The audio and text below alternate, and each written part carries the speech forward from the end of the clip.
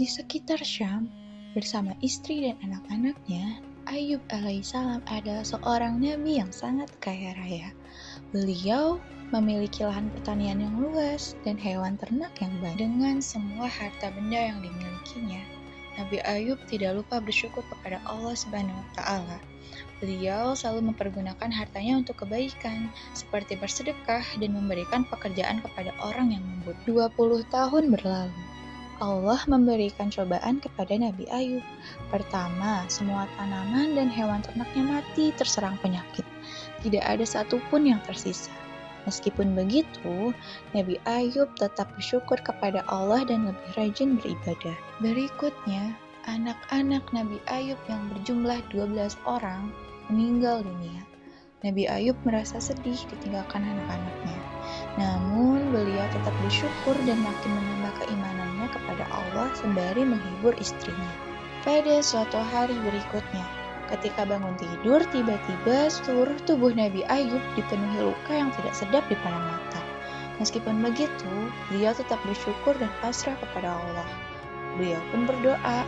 Dalam doanya, Nabi Ayub mengatakan, "Ya Allah, ya Robbi, jika ini adalah ujian darimu, aku ikhlas menerimanya." Dengan hari demi hari pun berlalu. Penyakit yang diderita Nabi Ayub semakin parah, sehingga menyebabkan orang-orang di sekitaran Nabi Ayub mulai menjauhinya. Suatu hari, penduduk Syam menghadap Nabi Ayub dan salah satu di antara mereka pun berkata,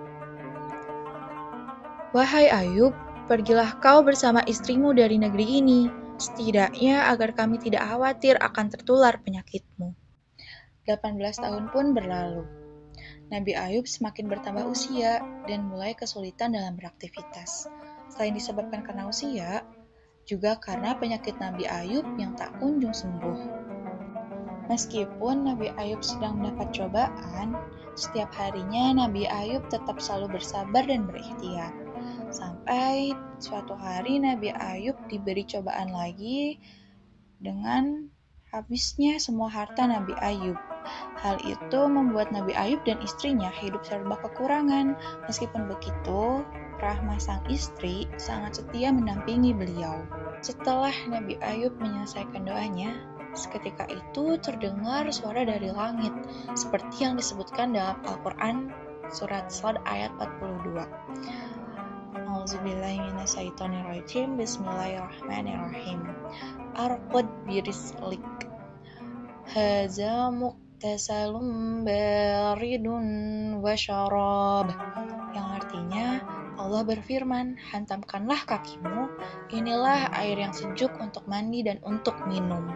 Setelah mendengar firman Allah tersebut, Nabi Ayub lalu mengikuti apa yang sudah diperintahkan oleh Allah Subhanahu wa Ta'ala dengan menghentakkan kakinya ke tanah. Lalu tidak lama setelah itu air pun muncul ke permukaan tanah, yang kemudian air tersebut ia gunakan untuk mandi dan minum. Seketika itu hilanglah semua penyakit dari badan Nabi Ayub. Tidak lama dari situ, istri Nabi Ayub pun datang ke dalam rumah dan kaget melihat sosok laki-laki di dalam kamar Nabi Ayub.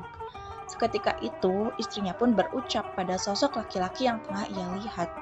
Ramah pun bertanya, "Maaf, Anda siapa? Apakah Anda melihat seorang laki-laki yang lanjut usia sedang terbaring di atas ranjang ini?" Sosok laki-laki itu pun berbalik badan dan berkata kepada Rahmah, "Wahai istriku, tidakkah engkau mengenaliku?" Ramah pun bertanya, "Engkau Ayub?" Seolah tak percaya dengan apa yang sedang ia lihat. "Benarkah engkau suamiku Ayub?" tanya Rahmah untuk memastikan.